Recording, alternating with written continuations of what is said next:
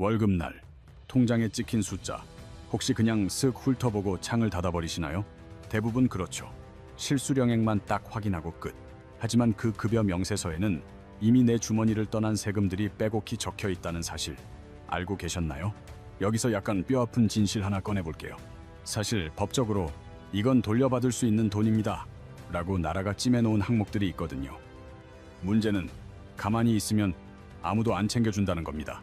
내가 직접 그 돈 주세요 하고 손을 뻗어야만 받을 수 있는 거죠. 회사, 세무서, 국세청, 절대 먼저 알려주는 법이 없죠. 여러분이 신청하기 전까진 다들 입국 닫고 있어요. 모르면 나만 손해인 게 세금 세계의 아주 냉정한 법칙이거든요. 법이 찾아가세요 하고 권리를 만들어주면 뭐해요. 우리가 그 권리 위에서 잠자고 있는데 바로 지금 이 순간에도 정말 많은 직장인들이 자기 돈을 길에 버리고 있는 거나 마찬가지예요. 무슨 세금을 실수로 더 낸 것도 아니에요. 그냥 당연히 돌려받을 수 있는 돈인데 신청을 안 해서 공중분해되고 있는 겁니다. 우리나라 직장인 중에 연말정산을 진짜 꼼꼼하게 챙기는 사람이 과연 몇이나 될까요? 생각보다 훨씬 적을걸요? 대부분 이 세 가지 중 하나예요. 알아서 들어오겠지 하거나 회사가 다 해주겠지 믿거나 아니면 아 몰라 복잡해 하고 포기해버리거나. 제가 오늘 딱 10가지를 알려드릴 건데 장담하건대 이 중에서 절반 이상 챙기고 있는 분 거의 없을 겁니다. 그리고 이 영상이 끝날 때쯤이면 분명 와 이걸 왜 지금껏 몰랐지 하고 무릎을 탁 치는 분이 나올 거예요. 바로 그 아차 싶은 순간 망설이지 말고 그 자리에서 바로 실행에 옮기셔야 합니다. 절세는 머리로만 아는 건 아무 의미가 없어요. 행동해야 내 돈이 됩니다. 오늘 알려드리는 것 중에 딱 5가지만 제대로 챙겨도 당장 내년 연말정산 때 통장에 찍히는 숫자가 최소 100만 원, 많게는 200만 원 이상 달라질 수 있어요. 연말정산은 시즌이 아니에요. 1월부터 12월까지 1년 내내 준비하는 마라톤 같은 겁니다. 지금 차근차근 시작하는 사람이랑 12월에 발등에 불 떨어진 듯 허둥대는 사람이랑 결과가 같을 리가 없잖아요. 본론으로 들어가기 전에 딱 하나만 스스로에게 물어보세요. 최근 3년간 연말정산으로 돌려받은 돈 정확히 얼마인지 기억나시나요? 그리고 그게 정말 받을 수 있는 최대 금액이었다고 100% 자신할 수 있으세요?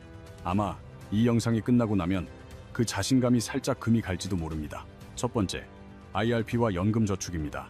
단언컨대 직장인이 쓸 수 있는 절세 카드 중에 이보다 더 강력한 치트키는 없습니다.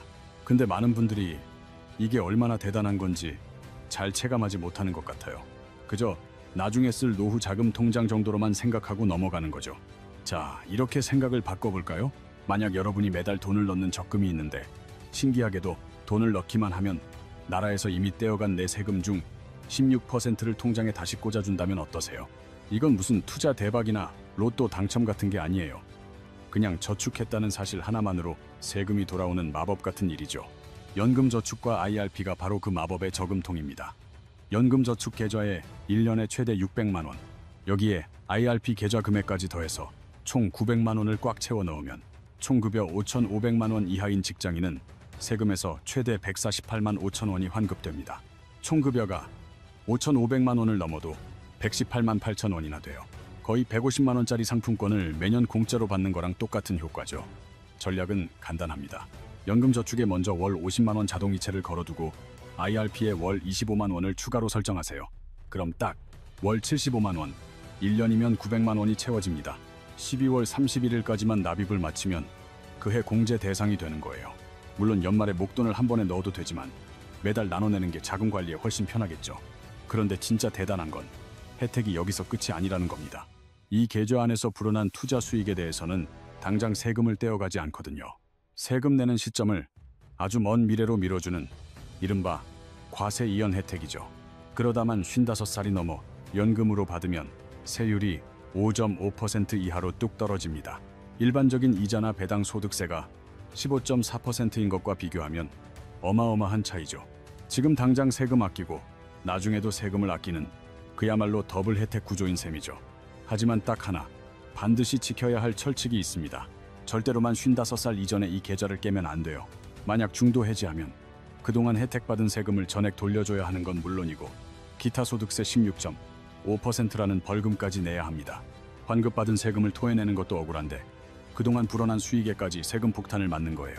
혹시라도 중간에 납입이 힘들어지면 해지가 아니라 납입 중지를 선택하세요. 계좌만 살려두면 나중에 여유 생겼을 때 다시 이어서 부을 수 있습니다. 두 번째 카드는 ISA, 개인종합자산관리계좌입니다. 이름이 좀 어렵죠? 그냥 절세 만능 바구니라고 생각하면 쉬워요. 이 바구니 안에 예금, 펀드, ETF 같은 여러 금융상품을 마음대로 담아서 굴리면 되는데 여기서 수익이 나도 일정 금액까지는 세금을 한 푼도 안 냅니다. 일반형은 200만 원, 서민형이나 농어민형은 400만 원까지 수익 전체가 비과세 혜택을 받아요. 하지만 ISA의 진짜 힘은 계좌 만기 후에 나옵니다. 만기가 된 ISA 계좌의 돈을 연금 계좌로 옮기면 그 옮긴 금액의 10%를 추가로 세액공제해 줍니다. 한도는 300만 원이에요. 만금 계좌로 공제가 버로만요. 예를 들어 ISA에서 3천만 원을 연금 계좌로 넘기면 그 해에는 기존 공제 한도 900만 원에 더해 추가로 300만 원이 공제 대상이 되는 겁니다. 그러니까 연금저축과 IRP를 이미 꽉꽉 채우고 계신 분들에게 ISA는 그 다음 단계로 반드시 챙겨야 할 필수 코스인 셈이죠. 절세 순서는 딱 정해져 있어요. 연금저축에 600만 원, 그리고 IRP에 300만 원을 더 채운 다음 ISA 계좌를 함께 굴리는 거죠. 이 두 가지만 잘 써도 매년 내는 세금이 150만 원 넘게 차이 나요. 혹시 지금까지 ISA 계좌를 안 만들었다면요, 지금 이 순간에도 다시는 못 돌려받을 세금이 차곡차곡 쌓이고 있는 거나 마찬가지예요. 세 번째는 월세 세액공제. 지금 월세 내면서 사시는 분들 중에 이거 실제로 꼬박꼬박 신청하는 분이 과연 얼마나 될까요? 조건이 괜히 복잡해 보여서 혹은 집주인 눈치가 보여서 신청 안 하는 분들이 정말 많아요. 결국 그렇게 매년 수십만 원에서 많게는 100만 원 넘는 돈을 그냥 버리고 있는 셈이죠. 제가 조건을 딱 부러지게 정리해 드릴게요. 총급여가 8천만 원 미치고 집이 없는 직장인이 85제곱미터 이하이거나 기준시가 4억 원 이하인 집에서 월세로 살고 있다면 공제 대상입니다. 주거용 오피스텔이나 고시원도 당연히 포함되고요. 공제율은요, 총급여 5,500만 원 이하면 월세의 17%, 5,500만 원 넘고 8천만 원 이하면 15%예요. 1년에 인정해주는 한도는 1,000만 원이고요. 만약 연 월세로 1,000만 원을 내고 총급여가 5,500만 원 이하라면 최대 170만 원까지 돌려받는다는 계산이 나오죠. 월세 70만 원만 내도 연간 840만 원의 17%면 142만 8천 원이나 돼요. 월세는 내고 있는데 이 공제를 한 번도 신청해 본 적이 없다? 그럼 지금 이 순간을 절대 그냥 넘기시면 안 됩니다. 집주인이 신청하지 말라고요? 이건 엄연한 세입자의 법적 권리예요. 집주인 허락 같은 거 전혀 필요 없이 신청할 수 있습니다. 국세청 홈택스에서 현금 영수증을 신청해두면 월세 낸 내역이 알아서 공제 자료로 잡히고요. 계좌 이체로 이미 내고 있었다면 이체 확인서랑 임대차 계약서, 주민등록 등본을 회사에 내면 끝이에요. 그리고 올해부터 달라진 점도 하나 있어요. 주말부부처럼 세대주랑 배우자 주소지가 달라도 이제는 배우자가 각자 월세 세액 공제를 받을 수 있게 됐거든요. 부부가 따로 살아도 월세 공제를 받을 수 있을까요? 네, 가능합니다. 두 분 합산해서 연간 1,000만 원 한도 안에서요. 네 번째, 의료비 세액 공제입니다. 이건 그 구조를 제대로 파악해야 절약하는 방법이 보입니다. 많은 분들이 병원비를 분명 썼는데도 환급을 한 푼도 못 받는 이유가 있거든요. 바로 3%라는 기준선을 못 넘어서 그래요. 하지만 그 기준선을 넘기는 방법이 있습니다. 총급여의 3%를 먼저 제외하고 그걸 초과한 금액의 15%를 돌려주는 방식이거든요. 예를 들어 총급여가 4천만 원이면 3%는 120만 원이죠. 온 가족이 쓴 병원비를 다 합친 금액이 이 돈을 넘어야만 그때부터 공제가 시작되는 거예요. 이걸 그냥 단순하게만 생각하면 놓치는 아주 중요한 전략이 하나 있어요. 바로 가족 중에서 소득이 가장 낮은 사람한테 가족 전체 의료비를 몰아주는 겁니다. 만약 아내의 연봉이 2천만 원이라면 3% 기준은 고작 60만 원이에요. 60만 원만 넘으면 바로 공제가 시작되죠. 그런데 남편 연봉이 5천만 원이라면 기준선이 150만 원으로 훌쩍 뛰어서 공제받기가 훨씬 더 어려워져요. 만약 어머니 연봉이 낮고 아버지가 높다면 할머니 병원비는 당연히 어머니 이름으로 처리하는 게 유리하겠죠. 똑같은 병원비를 썼어도 누구 이름으로 올리냐에 따라서 돌려받는 돈이 이렇게 달라지는 겁니다. 본인 의료비는 한도 없이 전액 공제 대상이라는 점도 기억하세요. 부양가족은 연간 700만 원까지지만 본인은 예외예요. 난임 시술비나 장애인 관련 의료비는 공제율이 더 높으니까 해당되는 분들은 꼭 별도로 챙겨보시고요. 대부분의 의료비 항목은 홈택스 연말정산 간소화 서비스에서 1월 중순부터 자동으로 다 떠요. 근데 가끔 일부 병원이나 한의원 내역이 누락될 수도 있으니 영수증은 직접 모아두는 습관을 들이는 게 안전합니다. 다섯 번째는 교육비 세액 공제예요. 교육비는 낸 돈의 15%를 세금에서 곧바로 깎아주는 아주 쏠쏠한 항목입니다. 자녀 대학 등록금은 한 명당 1년에 900만 원까지 인정돼서 최대 135만 원을 돌려받을 수 있고요. 혹시 직장을 다니면서 대학원에 다니고 있다면 본인 대학원비는 한도 제한 없이 15%가 전부 공제됩니다. 야간 대학원이나 직장인 석사과정 밟고 계신 분들이라면 이거 절대 놓치면 안 되는 항목이에요. 그리고 올해부터 새로 생긴 게 또 있죠. 초등학교 1, 2학년 아이들, 즉 만살 미만 어린이들의 예체능 학원비가 드디어 교육비 공제 대상에 들어왔어요. 피아노, 태권도, 미술, 발레, 수영 같은 학원들이 다 여기에 해당돼요. 2026년 1월 1일 이후에 쓴 돈부터 적용됩니다. 그동안은 초등학생 학원비는 아예 공제가 안 됐었잖아요. 올해부터는 예체능 학원에 한해서 15%를 돌려받을 길이 열린 거죠. 아이가 다니는 피아노 학원비가 한 달에 10만 원이라고 치면 1년이면 120만 원이고 여기에 15%를 곱하면 18만 원이에요. 올해 처음 생긴 혜택이니까 그동안 한 번도 못 챙겨봤던 분들한테는 그냥 없던 돈이 생기는 거나 마찬가지예요. 그리고 자녀 교육비는 2026년부터 자녀의 소득 수준과 상관없이 공제받을 수 있게 됩니다. 하지만 다른 부양가족 교육비는 기본 공제 요건을 확인해 봐야 해요. 여섯 번째는 신용카드와 체크카드 소득 공제입니다. 이건 뭐 아는 분들이야 많지만 이걸 전략적으로 활용하는 분은 생각보다 정말 드물어요. 핵심은 총급여의 25%를 넘게 쓴 돈부터 공제가 시작된다는 점이에요. 연봉이 4천만 원인 사람이라면 카드값으로 1,000만 원을 쓰기 전까지는 공제 혜택이 전혀 없다는 뜻이에요. 딱 1,000만 원을 넘기는 그 순간부터 공제가 시작되죠. 핵심은 바로 공제율의 차이입니다. 신용카드는 쓴 돈의 15%, 그런데 체크카드나 현금 영수증은 무려 30%나 공제해주거든요. 딱 2배 차이죠. 그래서 전략이 필요합니다. 연봉의 25%가 되는 지점까지는 혜택이 쏠쏠한 신용카드를 쓰다가 그 선을 넘는 순간부터는 공제율이 2배인 체크카드나 현금 영수증으로 바꾸는 거죠. 똑같은 돈을 써도 결제 수단에 따라 돌려받는 돈의 액수가 달라진다는 이야기예요. 가령 연봉이 4천만 원인 직장인이라면 1,000만 원이 바로 그 기준점이 됩니다. 지금 카드 쓴 돈을 합쳐보니 이미 1,000만 원을 넘었다? 그럼 오늘부터 당장 체크카드로 갈아타는 게 맞아요. 내가 카드를 얼마나 썼는지는 국세청 홈택스의 연말정산 미리 보기에서 바로 조회가 됩니다. 올해부터는 아이가 있는 집은 공제 한도가 더 커졌어요. 총급여 7천만 원 이하라면 자녀가 1명일 때 350만 원, 2명 이상이면 400만 원까지 한도가 올라갑니다. 일곱 번째는 주택 청약 저축 소득 공제입니다. 연봉 7천만 원 이하인 무주택 세대주라면 청약 통장에 넣은 돈의 40%를 소득에서 빼줍니다. 올해부터는 1년에 넣을 수 있는 돈도 300만 원으로 늘었어요. 300만 원을 꽉 채우면 세금 매기는 소득에서 120만 원이 통째로 빠지는 거죠. 소득 공제가 세액 공제랑 다른 건 세금 계산의 기준이 되는 소득 자체를 줄여준다는 점이에요. 그래서 세율이 높은 사람일수록 절세 효과도 더 크게 나타납니다. 16.5% 세율을 적용받는다면 약 20만 원, 그보다 세율이 높으면 30만 원 이상 아낄 수 있다는 계산이 나와요. 굳이 청약 당첨을 노리지 않더라도 세금 아끼는 용도로만 써도 충분히 제 몫을 하는 통장이에요. 다만 연말정산 때 소득공제 받으려면 은행에서 납입증명서 발급받아서 회사에 내는 거 잊지 마세요. 혹시 청약 통장은 있는데 회사에 서류 한 번도 안 내보셨어요? 그럼 지금까지 연말정산 혜택을 단 한 푼도 못 챙기고 있었을 가능성이 커요. 실제로 통장만 만들어두고 공제를 못 챙기는 분들이 생각보다 많습니다. 여덟 번째, 고향사랑기부제입니다. 의외로 이 제도를 모르는 직장인들이 정말 많더라고요. 지금 내가 사는 곳 말고 다른 동네에 기부하는 건데 이게 그냥 기부랑은 차원이 달라요. 10만 원을 기부하면 그 10만 원 전부를 세금에서 돌려줍니다. 내가 낼 세금에서 10만 원이 그대로 차감되는 거예요. 거기다 기부금의 30%, 그러니까 3만 원 상당의 그 지역 특산품을 답례품으로 보내주기까지 합니다.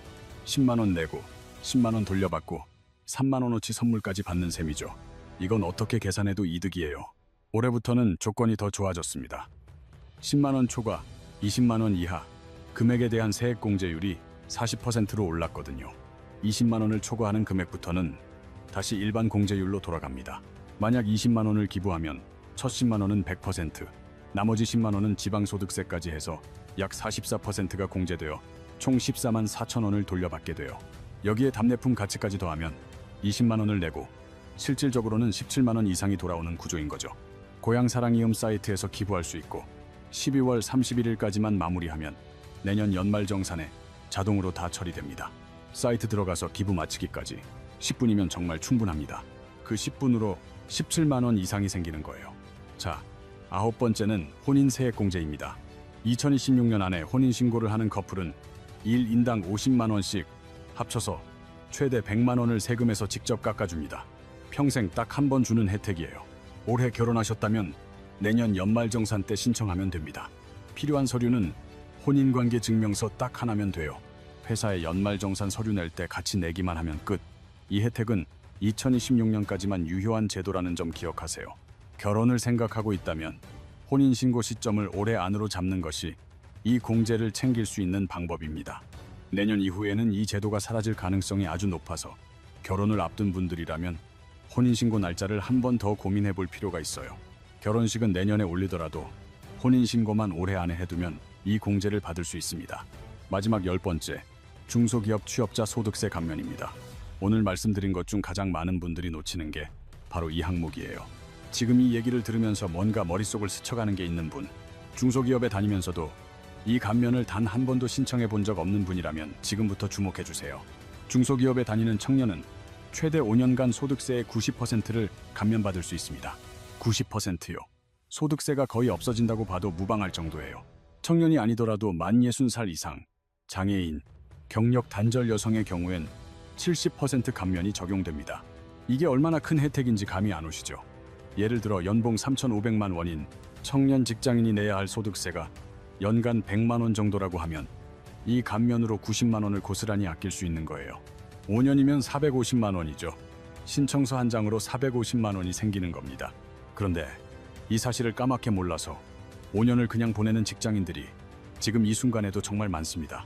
청년 기준은 취업한 날을 기준으로만 15세 이상, 34세 이하예요. 군대에서 보낸 시간만큼 나이 계산해서 빼주는 혜택이 있어요. 최대 6년까지요. 예를 들어 군 복무를 마치고 34살에 취업했더라도 군 생활 기간만큼은 청년으로 인정해준다는 거죠. 저처럼 35살이라고 나는 안 되겠지 미리 단정 짓지 마세요. 군 복무 기간을 빼고 다시 계산해보기 전까진 모르는 일이니까요. 이게 그냥 가만히 있는다고 저절로 되는 게 아니에요. 중소기업 다니시는 분들을 위한 세금 혜택 신청서 꼭 회사에 내셔야 합니다. 혹시라도 나는 벌써 몇 년이나 일했는데 이걸 이제 알았네 하고 좌절하고 계신가요? 절대 포기하지 마세요. 홈택스에서 경정 청구라는 걸 하면 되거든요. 무려 5년치까지 한 번에 소급해서 돌려받을 길이 있습니다. 법정 신고 기한이 지나고 5년 안에는 언제든 신청할 수 있어요. 내가 이미 냈던 세금을 다시 찾아올 문이 지금 열려 있는 셈이죠. 사실 오늘 제가 말씀드린 10가지 항목들, 이게 뭐 대단한 비밀 정보 같은 게 아니에요. 세법에 이미 다 공개되어 있고 나라에서 직장인들에게 돌려주겠다고 약속한 돈입니다. 다만 내가 직접 주세요 하고 신청하지 않으면 아무도 챙겨주지 않아요. 이 돈은 신청하는 사람에게만 돌아가고 그렇지 않으면 그냥 사라져버리는 구조거든요. 똑같은 월급을 받는 동료 2명이 있다고 생각해보세요. 한 명은 오늘 제가 알려드린 것들을 꼬박꼬박 챙기고 다른 한 명은 매년 에이 귀찮아 하고 그냥 넘어가는 거죠. 10년이 흘렀을 때 두 사람의 자산 차이는 단순히 월급 차이에서 오는 게 아니라 세금을 얼마나 현명하게 관리했는지에 따라 달라집니다. 재테크라는 게 꼭 주식이나 부동산 투자에서만 시작하는 건 아니랍니다. 내가 이미 낸 세금을 다시 내 통장으로 가져오는 것, 그게 바로 가장 안전하고 확실한 재테크의 첫걸음이에요. 위험 부담도 없고 원금 까먹을 일도 전혀 없죠. 그저 신청하면 받고 안 하면 못 받는 것뿐이에요. 세금의 세계에서 가장 억울한 지점이 바로 이거예요. 아는 사람은 챙겨가고 모르는 사람은 그냥 계속 내는 거죠. 지금 당장 딱 한 가지만 해보고 싶다면 연금저축이나 IRP 계좌를 오늘 당장 개설하는 걸 추천합니다. 일단 계좌를 만들어 두기만 해도 언제든 돈을 넣을 준비가 되는 거니까요. 마음의 준비랄까요. 중소기업에 다니고 계신다면 오늘 바로 회사 인사팀에 감면 신청서에 대해 물어보세요. 월세를 내고 계신다면 지금 홈택스에 들어가서 현금 영수증부터 신청하시고요. 이 영상을 그저 보고 넘기지 마시고 오늘 딱 한 가지라도 꼭 행동으로 옮겨보세요. 아는 것과 실행하는 것 사이의 그 작은 거리가 바로 내 통장에 찍히는 환급액의 차이를 만듭니다. 오늘도 시간 내어 시청해 주셔서 정말 감사합니다. 오늘 영상이 조금이라도 도움이 되셨다면 구독과 좋아요 버튼 한 번씩만 꾹 눌러주세요. 여러분의 그 소중한 클릭 한 번이 제가 이런 영상을 계속해서 만드는데 가장 큰 원동력이 됩니다. 그리고 오늘 알려드린 10가지 중에 이미 하고 계신 것이나 오늘 처음 알게 된 게 있다면 댓글로 편하게 공유해주세요. 서로의 경험을 나누는 과정에서 우리가 미처 몰랐던 또 다른 절세 꿀팁이 나오기도 하거든요. 그럼 다음 영상에서 더욱 유익한 정보로 찾아뵙겠습니다. 여러분, 현재 가장 경계해야 할 치명적인 오해가 무엇인지 아십니까? 대다수가 이를 단순한 정치적 가십으로 치부하곤 하죠. 특정 인물의 분노나 나토 체제의 균열, 혹은 군사기지 이전 논란을 그저 시끄러운 잡음 정도로만 여깁니다. 하지만 시장의 시각은 완전히 다릅니다. 자본시장은 이 상황을 단 한 문장으로 정의합니다. 유럽이 본격적으로 거대한 자금을 투입하기 시작했다는 것이죠. 사실 이 지점이 훨씬 본질적인 공포입니다. 감정적인 설전이 무서운 게 아니라 그 말 한마디가 국가 예산을 움직이고 대규모 발주를 일으키며 기업의 이익 구조를 뒤흔들기 때문입니다. 오늘 저는 바로 그 메커니즘을 짚어드리려 합니다. 왜 이 이슈가 방산과 금, 그리고 원유 가격을 관통하며 결국 한국 투자자들의 계좌까지 직격하는지 말이죠. 이 흐름을 끝까지 추적하신다면 단순한 뉴스가 소음이 아닌 거대한 자본의 이동 경로로 읽히기 시작할 것입니다. 우선 어제 발표된 핵심 보도부터 살펴보겠습니다. 4월 9일자 로이터 단독 보도에 따르면 트럼프 전 대통령은 이란 분쟁에 비협조적인 태도를 보이는 나토 동맹국에서 미군을 철수시키는 방안을 검토 중입니다. 특히 독일과 스페인 내의 군사기지 폐쇄까지 구체적으로 거론되는 상황이죠. 백악관 측은 최종 결정된 바 없다고 선을 그었지만 트럼프는 나토를 무능하다고 직격했습니다. 이 발언이 중대한 이유는 대중의 뇌리에 특정한 시나리오를 각인시키기 때문입니다. 미국이 동맹국의 등을 돌리고 유럽 주둔 미군이 실제로 이동할 수 있다는 공포 말이죠. 스페인과 독일이 압박을 받는다면 다음 타겟은 어디일까요? 당연히 한국도 그 가시권에 들어올 수밖에 없습니다. 겉으로 드러난 현상만 보면 혼란 그 자체일 것입니다. 하지만 투자자라면 질문의 결을 바꿔야 합니다. 누가 감정적으로 상처받았는가가 아니라 누가 실제로 지갑을 열게 되었는가를 집요하게 파고들어야 합니다. 시장은 이미 모든 사실이 확정된 뒤에 움직이지 않습니다. 오히려 불확실성 속에서 선제적으로 냄새를 맡고 자금을 이동시킵니다. 이번 흐름 역시 마찬가지였습니다. 미군 철수가 공식 서명된 것도 나토 탈퇴가 결론 난 것도 아닙니다. 이 점을 명확히 인지해야 합니다. 대다수 투자자는 최종 결정이 내려지기만을 기다리다 기회를 놓치곤 하죠. 시장은 결과 보고서를 기다리는 곳이 아니라 가능성의 경로에 베팅하는 조직입니다. 가능성이 열리는 순간 기업의 밸류에이션은 즉각적으로 반응하기 시작합니다. 그런데 이번 사안은 단순한 가설을 넘어선 강력한 실질적 배경을 품고 있습니다. 현재 미국과 이란 사이의 군사적 긴장은 최고조에 달해 있습니다. 40일간 지속된 미 이스라엘 연합의 이란 공습 이후 4월 7일 겨우 2주간의 단기 휴전에 합의했으나 이스라엘은 즉각 레바논을 타격했고 헤즈볼라는 로켓 50발로 응수했습니다. 이란은 레바논이 배제된 정전은 무의미하다고 선언했으며 호르무즈 해협은 여전히 삼엄하게 통제되고 있습니다. 이름뿐인 휴전일 뿐 전쟁의 불씨는 전혀 꺼지지 않은 셈이죠. 이런 상황에서 트럼프는 나토를 향해 호르무즈 해협 보호에 기여하지 않았다며 분노를 쏟아냈고 미군 철수라는 극단적인 카드를 꺼내든 것입니다. 결국 이 모든 사건은 별개의 뉴스가 아닙니다. 이란 분쟁과 해상 봉쇄, 나토의 내분과 유럽의 재무장은 모두 하나의 거대한 사슬처럼 엮여 있습니다. 팩트를 체크해보죠. 현재 유럽에는 8만 명 이상의 미군이 있으며 독일에만 3만 명이 넘게 주둔합니다. 이 수치가 중요한 이유는 이것이 단순한 상징이 아니기 때문입니다. 기지와 활주로, 탄약고와 정교한 병참망이 실존하는 군사 인프라 그 자체라는 뜻입니다. 그런데 이 근간을 흔들겠다고 하니 유럽은 더 이상 안일하게 대처할 수 없게 되었습니다. 방위비를 증액하든 신규 장비를 대량 구매하든 독자적인 방어 체계를 구축해야만 하는 처지에 놓인 것이죠. 그래서 이는 전쟁 뉴스가 아닌 예산 뉴스로 읽어야 합니다. 흥미로운 점은 대중이 미국의 압박과 공포 정치에만 매몰되어 있을 때 자본은 이미 유럽 방산 기업들의 실적 전망치로 빠르게 유입되고 있었다는 사실입니다. 국가 간의 갈등보다 장비를 납품하는 기업들의 장부에 먼저 주목해야 합니다. 이제 본론으로 들어가서 유럽 방산의 대호황기가 과연 실체가 있는지 수치로 증명해 보겠습니다. 지난 3월 26일 발표된 나토의 공식 통계에 따르면 유럽 동맹국과 캐나다의 국방 예산은 2025년 기준 전년 대비 실질적으로 20%나 급증했습니다. 31개 모든 동맹국이 마침내 GDP 대비 2%라는 국방비 가이드라인을 달성했습니다.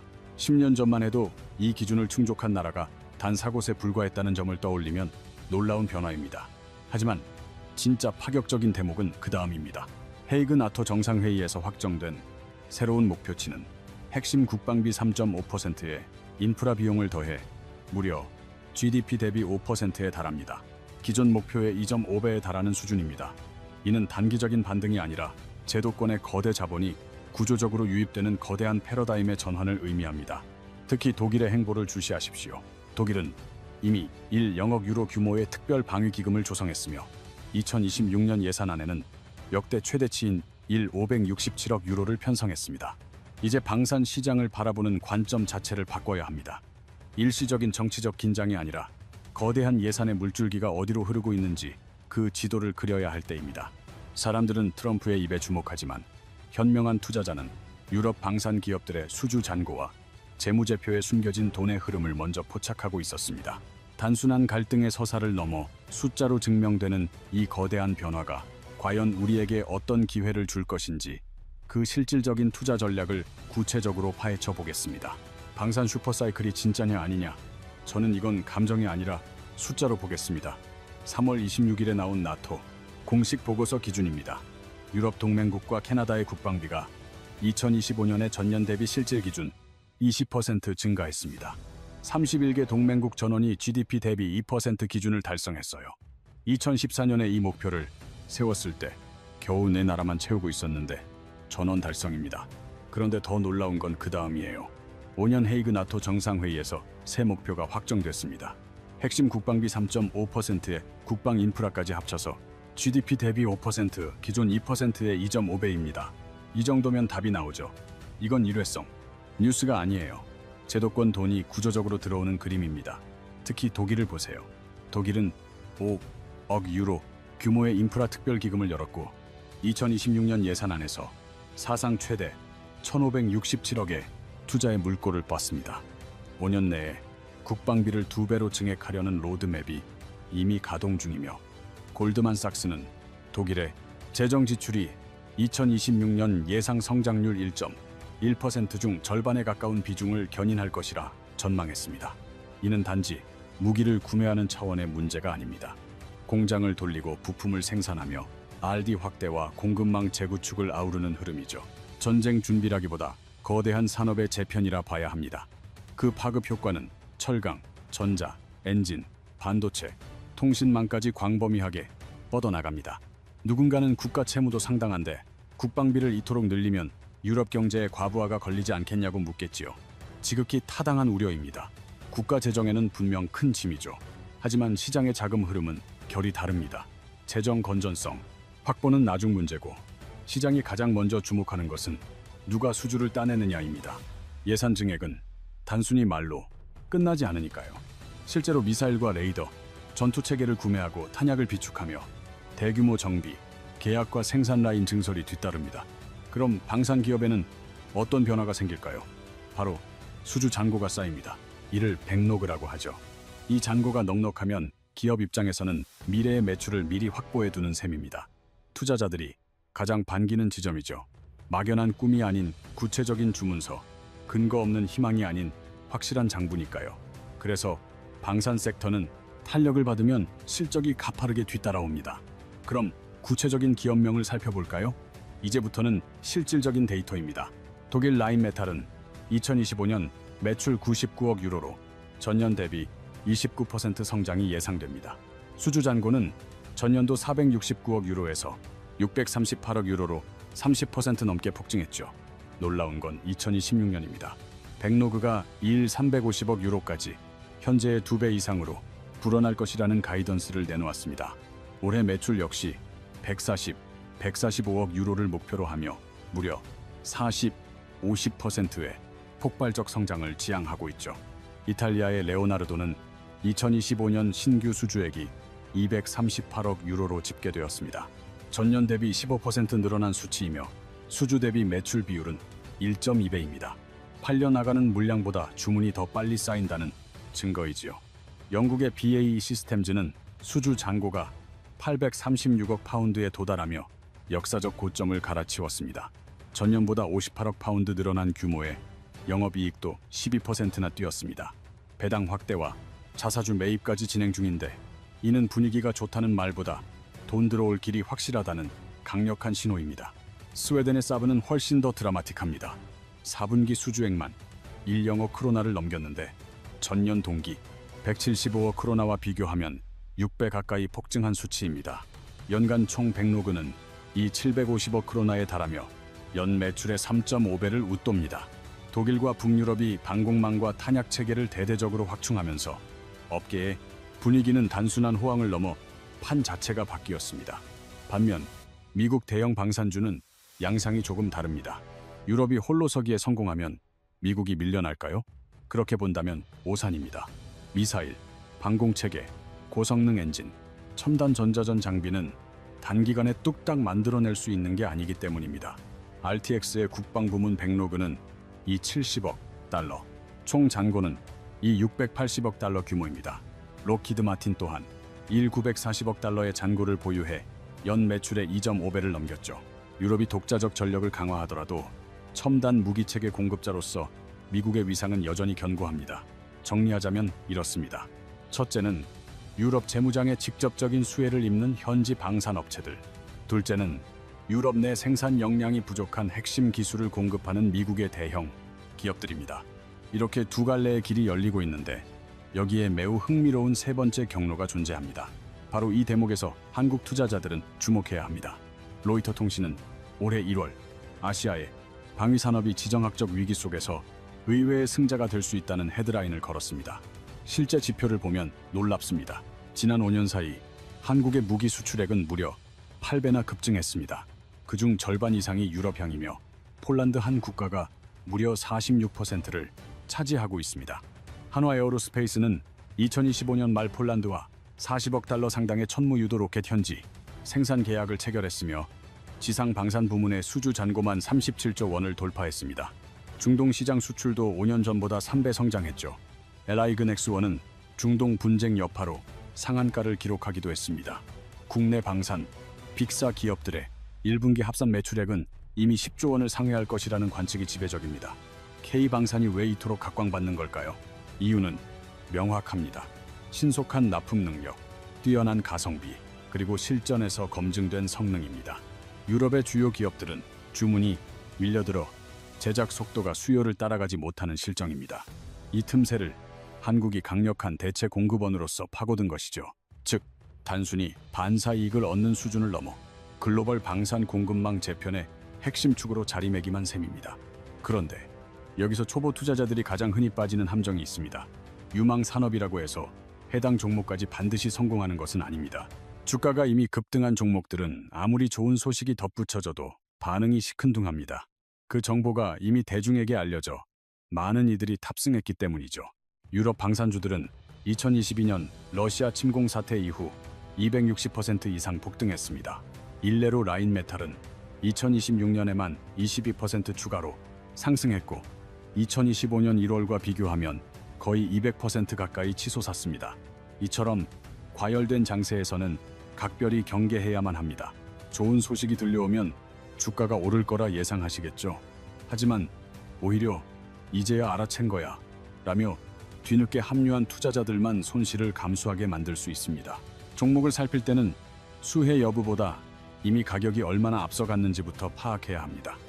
매력적인 스토리보다 과도하게 비싼 가격이 훨씬 더 큰 위험을 내포합니다. 그래서 저는 수혜주를 고를 때 세 가지 기준으로 분류합니다. 가장 먼저 꼽는 칸은 모두가 아는 대표적인 선도주들입니다.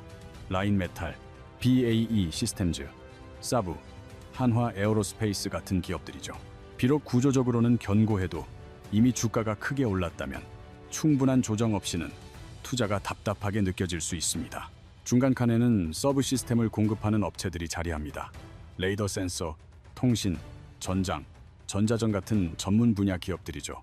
대규모 계약 발표 시 실제로는 더 높은 마진을 남기며 수익성이 깔끔한 경우가 흔합니다. 마지막 칸은 한국 수출형 플레이어들의 전체 밸류 체인을 의미합니다. 완성된 장비 업체는 물론 부품 공급사와 탄약 생산 업체까지 한 번에 대규모 수주로 실적이 크게 도약할 가능성이 있습니다. 그러므로 방산주를 산다가 아니라 방산 밸류체인 중 어느 곳에 투자할 것인가로 접근 방식을 바꿔야 합니다. 이제 시야를 한 단계 더 넓혀봅시다. 이 이야기가 심상치 않은 이유는 방산 분야에서만 끝나지 않기 때문입니다. 유럽이 지출을 늘리기 시작했다는 것은 단순히 일부 기업들의 실적이 좋아진다는 차원을 넘어 금값, 원유, 달러의 흐름까지 함께 복잡하게 꼬이기 시작했다는 뜻입니다. 자금이 이를 단순한 안보 이슈가 아닌 체제적 리스크로 해석하기 시작했기 때문입니다. 먼저 금 시장부터 살펴보겠습니다. 올해 금 시장에서는 하나의 역사적인 사건이 발생했습니다. 글로벌 중앙은행들의 금 보유 총액이 4조 달러를 넘어서면서 미국 국채 보유액 3조 9천억 달러를 추월했습니다. 결국 금이 세계 최대 준비자산 1위로 등극하게 된 것이죠. 이는 1996년 이후 약 30년 만에 벌어진 일입니다. 이는 단순히 금값이 상승한 현상이 아니라 각국 중앙은행들이 달러 중심의 금융체제에 대한 보험료를 다시 책정하고 있다는 뜻입니다. 22개국의 금 보유 평가액은 1월 609, 17억 유로에서 2월 792억 유로로 단 한 달 만에 상승했으며 중국 인민은행은 무려 17개월 연속으로 금을 사들이고 있습니다. 2월 한 달만 보더라도 전 세계 중앙은행들의 순매입 규모는 27톤에 달했습니다. 이처럼 상방에서 금을 지지하는 힘은 매우 분명합니다. 그런데 단순한 상식만 믿고 시장에 뛰어들었다가는 오히려 뒤통수를 맞기 십상입니다. 아래로부터는 매서운 찬바람이 불고 있기 때문이죠. 트럼프 행정부가 미국의 금 보유분을 재평가한 후 그 차익으로 비트코인을 매입하려는 계획을 추진하고 있습니다. 미국의 금 보유량은 100톤으로 세계 1위인데 장부가는 1973년 온스당 42달러에 멈춰 있습니다. 이를 현재 시장가로 재평가하면 1조 3천억 달러가 추가로 확보됩니다. 여기에 1월 말 케빈, 연준 의장 지명 소식까지 겹치며 금값이 하루 만에 13% 폭락하는 사건도 있었습니다. 아닙니다. 의회의 반대 또한 만만치 않죠. 실제로 이란, 이스라엘 전쟁이 발발하자 금값은 3월 초 온스당 410달러까지 치솟았습니다. 그러나 3월 24일 하루 만에 수백 달러가 폭락하는 모습을 보였고 현재는 650달러대에서 잠시 숨을 고르고 있습니다. 너무 많은 매수세가 단기간에 집중되었던 것이죠. 좋은 재료가 살아있더라도 단기적인 과열은 강하게 해소되기 마련입니다. 여기서 중요한 해석은 금 시장이 끝났다는 의미가 아니라 금의 역할을 착각해서는 안 된다는 점입니다. 금은 여러분을 부자로 만들어줄 돌격대가 아니라 기축통화 체제가 흔들릴 때 충격을 흡수해주는 방패에 가깝습니다. 위에서는 중앙은행들이 든든히 받쳐주고 있지만 아래에서는 트럼프발 재평가, 리스크와 강달러 기조가 흔드는 복잡한 구조입니다. 즉, 금은 추격 매수의 대상이 아니라 포트폴리오 내 비중을 신중히 조절해야 할 문제입니다. 전혀 없으면 불안하고 너무 많으면 시장의 작은 움직임에도 크게 흔들릴 수 있습니다. 원유 시장은 더욱 험난한 양상을 보입니다. 그리고 여기서 앞서 언급했던 이란 이스라엘 전쟁이 직접적으로 연결됩니다. 호르무즈 해협은 전 세계 석유 물동량의 20%가 지나가는 핵심 길목이죠. 3월 5일 해협 봉쇄 관련 뉴스가 터져 나오면서 브렌트유는 하루 만에 8.5% 급등, 한때 배럴당 126달러를 기록했습니다. 블룸버그는 만약 봉쇄가 2분기까지 장기화되면 배럴당 170달러까지 오를 수 있다는 시나리오를 제시했죠. 4월 7일 미국과 이란 간 2주 휴전이 합의되었지만 어제 이스라엘이 레바논을 재공격하며 휴전의 내구성에 의문이 제기되었고 오늘 기준으로 브렌트유는 배럴당 96달러에서 103달러 사이를 오르내리고 있습니다. 이것이 개인 투자자들에게 위험한 이유는 원유가 홀로 움직이는 자산이 아니기 때문입니다. 정유, 항공, 해운, 화학, 물가, 금리까지 모든 분야에 연쇄적인 영향을 줍니다. 유가가 급등하면 생산 비용이 증가합니다. 비용이 오르면 물가 상승에 대한 우려가 다시 살아나고 이는 금리 인하 기대를 늦춰 성장주에 부담을 줄 수 존재합니다. 이와 함께 에너지 관련주는 일시적 상승세를 보이고 운송주는 불안정한 움직임을 보이며 금은 다시 안전자산의 역할을 할 것입니다. 이 순서를 항상 염두에 두셔야 합니다. 원유 시장은 단순히 유가 등락을 맞추는 게임이 아니라 여파가 어디부터 확산될지를 파악하는 분석의 영역입니다. 이런 국면에서 달러는 조용히 상황을 좌우하는 핵심 변수인데 현재 달러의 위치는 상당히 복합적인 상황입니다. DXY 달러 인덱스는 4월 8일 기준으로 99선 아래로 하락했으며 지난 3월에는 97대까지 밀리기도 했습니다. 통상 지정학적 긴장이 고조되면 달러 강세 현상이 나타나기 마련인데 지금은 미국 재정 적자 우려와 금 보유 자산이 달러를 추월하는 등의 구조적 변수들이 복합적으로 작용하며 그 흐름이 간단치 않습니다. 원달러 환율은 4월 10일 현재 1,474원대를 기록 중이며 3월 말 1,536원까지 치솟았다가 다소 안정된 상태입니다. 한국 투자자들에게는 이 상황이 매우 까다롭게 다가옵니다.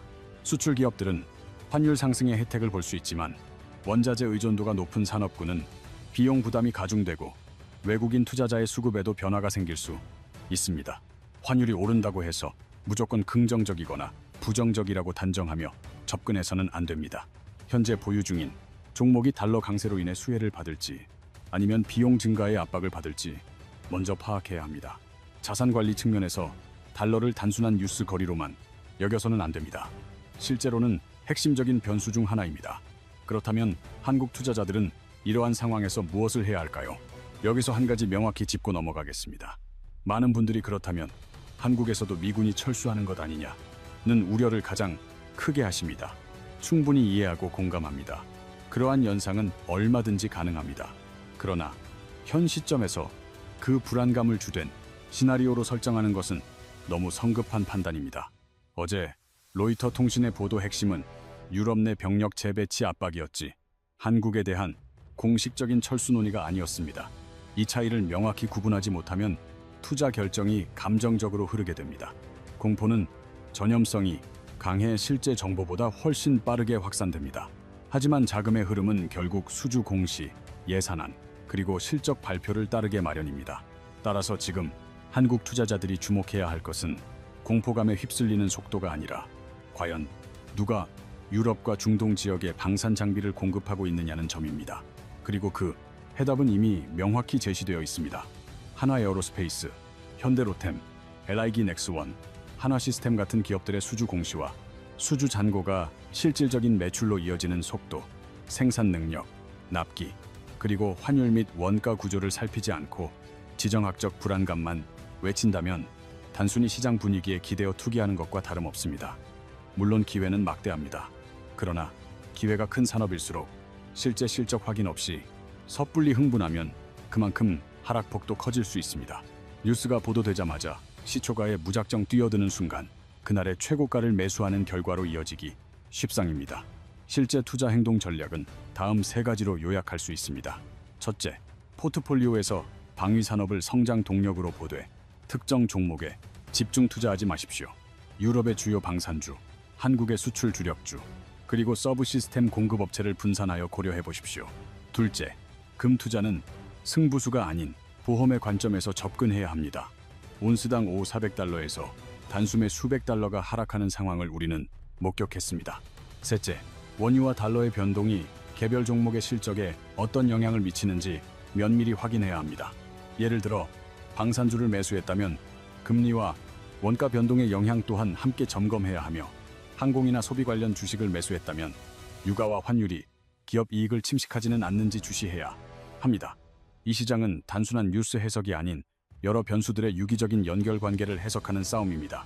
단편적인 기사만 쫓아서는 늘 뒤처질 뿐이고 숫자들을 서로 연결해야만 비로소 기회가 먼저 보입니다. 리스크 관리 또한 마지막 순간까지 냉정함을 잃지 않아야 합니다. 이미 260% 상승한 유럽 대표 방산주는 조정기를 거칠 수 있습니다. 금 가격은 온스당 400달러에서 600달러까지 급락했던 것이 불과 3주 전의 일입니다. 원유 가격은 휴전 소식 한 줄에 하루 만에 배럴당 100달러 아래로 곤두박질 쳤다가 레바논 공습 뉴스에 다시 급등했습니다. 달러 역시 구조적 약세, 신호와 안전통화로서의 역할 사이에서 방향성을 모색하는 중입니다. 그러므로 여러분이 해야 할 일은 정확한 정답을 예측하는 것이 아니라 어떤 충격에도 흔들리지 않고 버텨낼 수 있는 포지션을 구축하는 것입니다. 이것이야말로 진정한 투자입니다. 술자리에서는 목소리 큰 사람이 승리할지 모르지만 시장에서는 끝까지 생존하는 자가 결국 승리합니다. 오늘부터는 자극적인 헤드라인에 휘둘리기보다는 백로그, 환율, 그리고 원가 구조를 우선적으로 분석하시기를 바랍니다. 그래야만 시장의 변동성에 흔들리지 않을 수 있습니다. 마지막까지 함께 해주셔서 감사합니다. 구독과 좋아요, 그리고 알림 설정까지 꼭 부탁드리며 다음 영상에서 더욱 심층적인 분석으로 찾아뵙겠습니다.